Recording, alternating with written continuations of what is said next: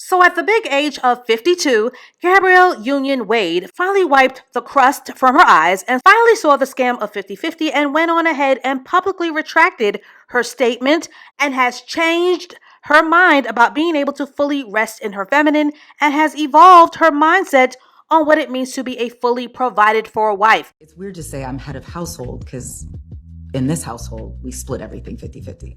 But in the other households that each of us have to support, it puts there's always this like gorilla on your back that it is like, you better work, bitch. You better work. Bitch, you better work.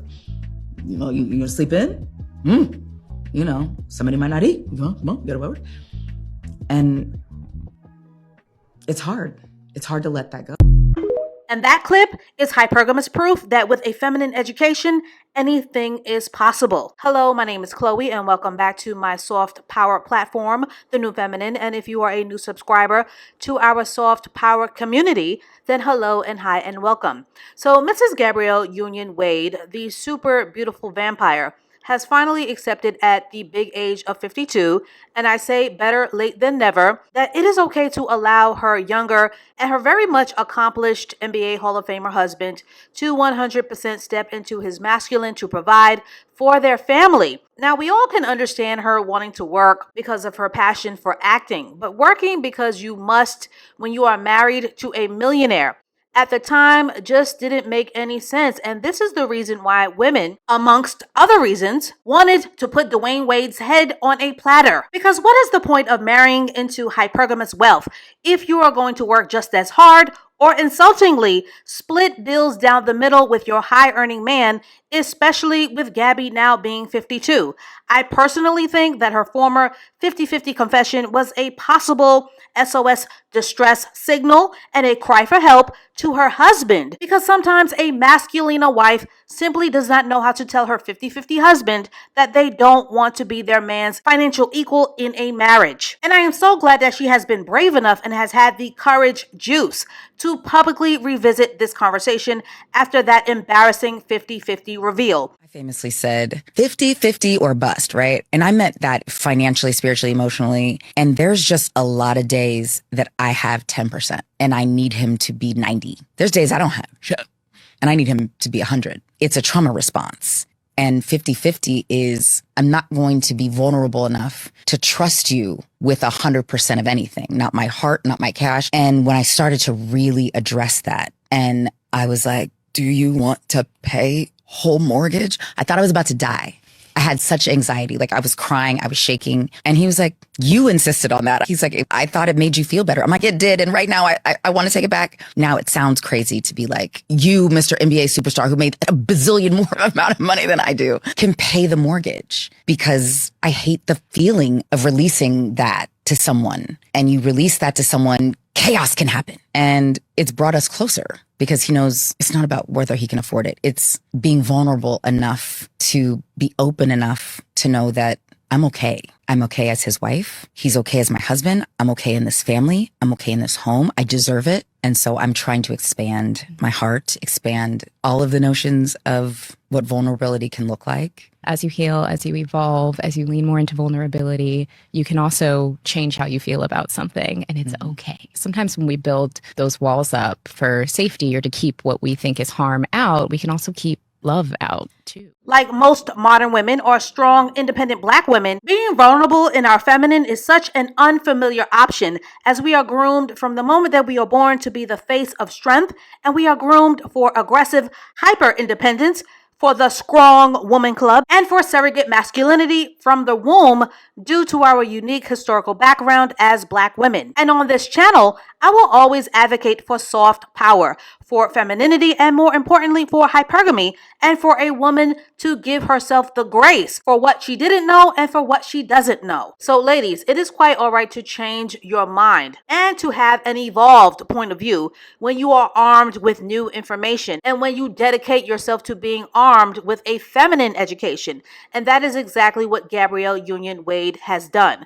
The truth is, she may have not known at the time that going 50-50 with your millionaire husband is in fact a trauma response. And there are many women who can relate to having to do it all for themselves, whether that means going to school and getting a career and making sure that you have your own, just in case you are misused and abused or cheated on or mistreated or abandoned. So any woman who has built up that level of hyper independence for herself is going to struggle with allowing herself to not only rest in her feminine, but there will also be a struggle to allow our husbands to do what they are designed to do. And this is especially a continuous struggle for Black women who are, again, groomed from the womb to be the face of strength at the expense of themselves.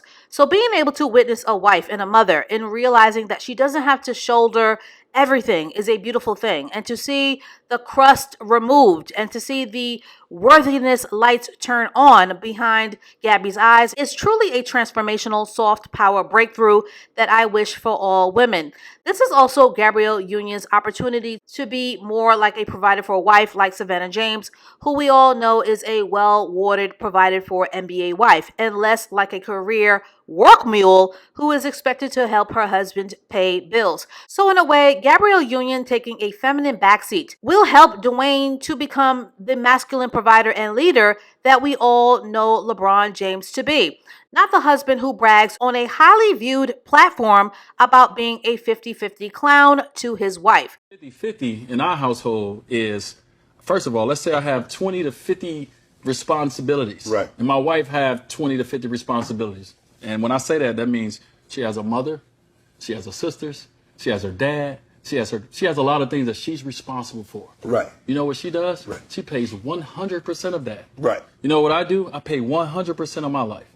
When our life come together, my wife is a working actress Right. who spends time away from the family to go work, Do our job. build. Right.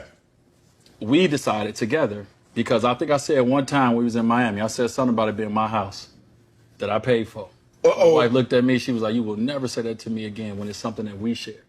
And so my wife was like, that when we moved to LA, I got half on it. You will never say my house again. Wow. She said, you can say that in the arena.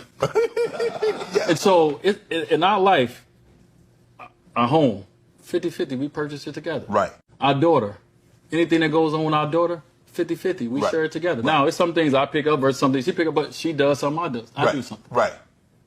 If we take a yacht trip, we could do it 50-50, or I can do it myself. But my wife is a working woman. Right. She's a boss and an independent woman in her own life. Right. She's like, I'm gonna put, you know what, that little 200 that you was gonna spend on this, I'm gonna throw something else on there and we're gonna go on a bigger trip. We're gonna Right. ball out. Like, this is my wife. Right. Right? Like, I don't know about y'all, but I like having a wife that's like, that's cool, you can do that. The house we live in, thank God, in Hidden Hills, nice house. Right. Whatever millions. We could have had a nice house on my 50% too. Right. It'd have been nice. Right. She was like, no, let me put something else on and let us live a little different. Oh, yeah, they got a little bigger. So we probably share 3 things in our life that we 50-50 on. Right. Everything else, I'm 1,000%, and she's Right. 1,000%. But I also think that Dwayne Wade heard his own ignorance on Club Shay Shay and realized how unmasculine he sounded as a husband. So in a way, they are both course correcting, which is proof that it is never too late to steer your relationship or your marriage in a healthier direction. Ladies, it is truly okay to not want to carry all of the burden or to not feel obligated to split all of the heavy lifting and all of the responsibility of provision. It is okay to not have to break your back in a marriage, as men's shoulders were created and designed for that heavy lifting, which is something that Black women are simply not taught. And I must say, these two stepped out the other night on the Vanity Fair Hollywood carpet, and I actually saw the energetic change and the shift in their body language, which is called polarity. And Gabrielle actually vibrated and looked inside out feminine, and Dwayne Wade looked more masculine. So there has definitely been an energetic change for the better in their public dynamic that has created more harmony, and I wish that for all marriages. So as a soft power takeaway, ladies, here is a feminine mantra to repeat. So write this down in your soft power journals.